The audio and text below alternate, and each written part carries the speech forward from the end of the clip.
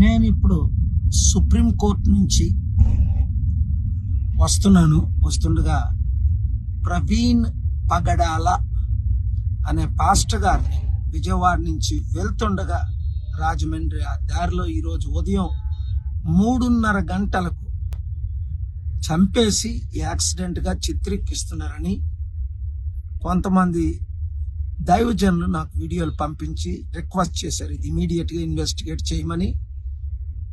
AP DGP అలాగే home మినిస్టర్ని, అక్కడ ఉన్న సూపరింటెండెంట్ ఆఫ్ పోలీస్, డిఎస్పీ, సిఐఎస్ఐల్ని నేను రిక్వెస్ట్ చేస్తున్నాను, డిమాండ్ చేస్తున్నాను. 24 hours తర్వాత నేను మరలా ఈ విషయం ఫాలో అప్ చేస్తాను. ఈ వీడియో వాళ్ళందరికీ అందినట్లు మీరు పంపించండి.